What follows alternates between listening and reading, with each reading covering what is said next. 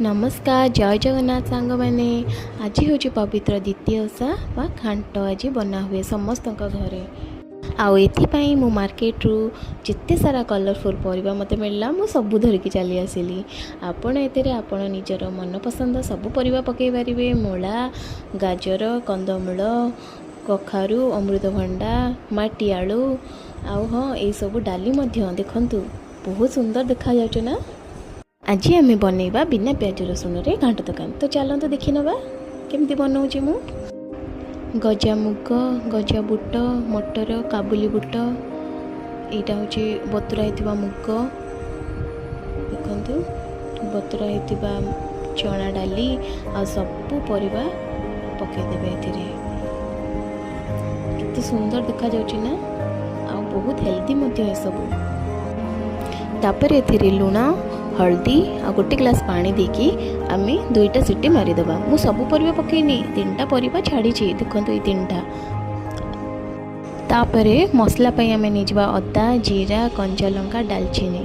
तापरे कड़ाई रे घी 2 चामच दे तेजपत्र, जीरा पकईकी बटाई मसला को पकई टमाटो, लुण, हल्दी, काश्मीरी रेड चिली पाउडर, धनिया गुंड, करी पाउडर, कसूरी मेथी और कंचा बादाम पकईकी मसला को भलसे कषिदेवा। तापरे परिबा सिझारे मसला कषा को ऐड करदेवा। तापरे जो 3टा परिबा मु रखी ताको मु तेल रे अलगा छाणिकी पकेबी, कारण एथिरे सीटी मारी कुकर रे से पूरा घंटी हो जाता और तार टेस्ट भी किसी जना पड़ ना।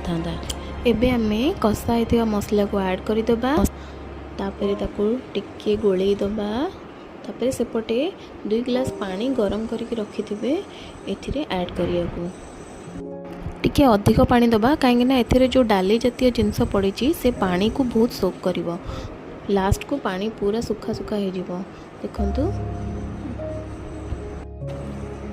तापरे आकु 5 ରୁ 7 मिनिट मसला रे परिबा मिसिया जाए टिके फुटिया को छाड़िबा।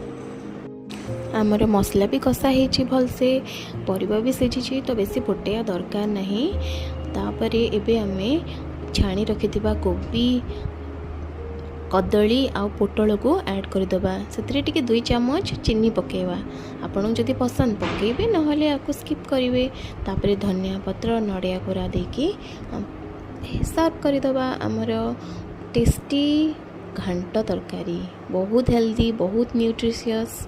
आपको आपण रुटी, परोटा, भात सहित भी सर्व करें। आपण को मो रेसिपीटी केमती लगिला निहाती जणइबे, लाइक और सब्सक्राइब करेंगे। धन्यवाद।